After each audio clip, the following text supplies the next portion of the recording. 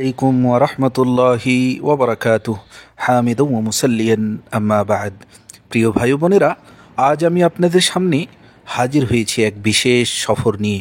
সেই সফর হলো ইসলামী জ্ঞানচর্চার আন্তর্জাতিক কেন্দ্র মদিনা ইসলামী বিশ্ববিদ্যালয়। মদিনা, যেটা আমাদের প্রিয় নবী হযরতে মুহাম্মদ সাল্লাল্লাহু আলাইহি ওয়াসাল্লামের শহর, যেখানে কোরআন নাজিল হয়েছে, যেখানে ইসলামী সভ্যতা দাঁড়িয়েছে, যেখানে আখলাক, তাকওয়া আর ইমানের আলো ছড়িয়ে পড়েছে। আর সেই পবিত্র শহরে গড়ে উঠেছে একটি বিশ্ববিদ্যালয়, যার উদ্দেশ্য হচ্ছে দ্বীনের খাঁটি জ্ঞানকে দুনিয়ার এক প্রান্ত থেকে আরেক প্রান্তে ছড়িয়ে দেওয়া। সম্মানিত দ্বীনী ভাই ও বোনেরা, মদিনা ইসলামী বিশ্ববিদ্যালয় প্রতিষ্ঠিত হয় 1961 সালে। এর সূচনা থেকে এর লক্ষ্য ছিল স্পষ্ট: বিশ্বজুড়ে মুসলিমদের একত্র করা, কোরআন ও সুন্নাহর সঠিক শিক্ষা পৌঁছে দেওয়া এবং দ্বীনের সঠিক দাওয়াত ছড়িয়ে দেওয়া। এটা শুধু একটি বিশ্ববিদ্যালয় নয়, বরং এক বিশাল আধ্যাত্মিক কেন্দ্র।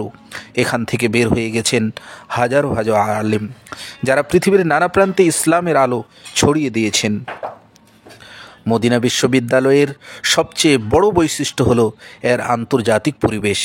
এখানে ছাত্র আসে প্রায় প্রতিটি দেশ থেকে: Africa, Asia, Europe, America, Australia, সব মহাদেশ থেকে।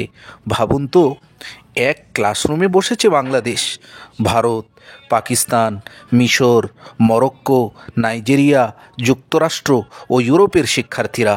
তাদের গায়ের রং আলাদা, ভাষা আলাদা, সংস্কৃতি আলাদা, কিন্তু তাদের হৃদয় এক, কারণ তারা সবাই মুসলিম, সবাই আল্লাহর বান্দা।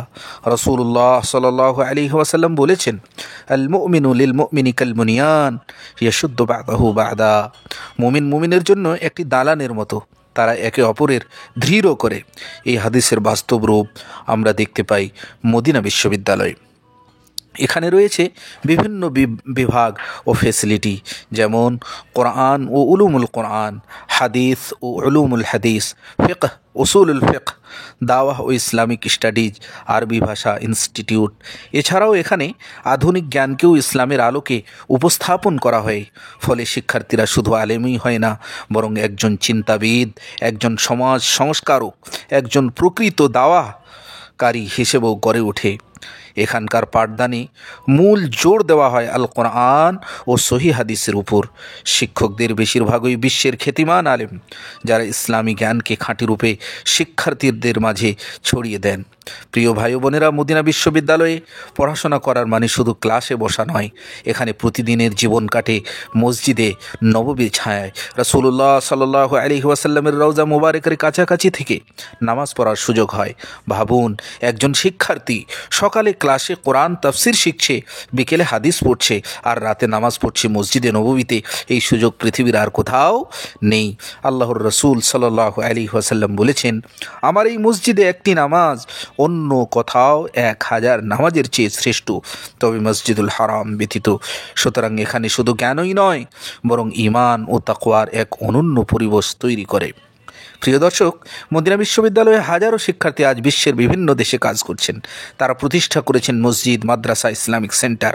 তারা কোরআন ও হাদিসের শিক্ষা দিচ্ছেন, মানুষকে ভ্রান্ত মতবাদ থেকে ফিরিয়ে আনছেন। কেউ আফ্রিকার গ্রামে কোরআন শেখাচ্ছেন, কেউ ইউরোপে ইসলাম প্রচার করছেন, কেউ আমেরিকায় দাওয়া সেন্টার পরিচালনা করেছেন। এটাই আসল উদ্দেশ্য, শিক্ষাকে কেবল নিজের মধ্যে সীমাবদ্ধ না রেখে সমাজ ও মানবতার কল্যাণে কাজে লাগানো। মদিনা বিশ্ববিদ্যালয় আমাদের জন্য এক বিশাল অনুপ্রেরণা। এটা মনে করিয়ে দেয়, ইসলাম শুধু অতীতের ইতিহাস নয়, বরং আজও তা জীবন্ত, আজও তা ছড়িয়ে পড়েছে। যদি আমরা নিজেরা দ্বীনের জ্ঞান অর্জন করি এবং অন্যকে দাওয়াত দিই, তাহলে আমাদের সমাজ বদলাতে বেশি সময় লাগবে না। প্রিয় ভাই বোনেরা, আসুন আমরা সবাই আল্লাহর কাছে দোয়া করি, আল্লাহ আমাদের সন্তানদেরকে দ্বীনের খাঁটি জ্ঞান দান করুন। আমিন।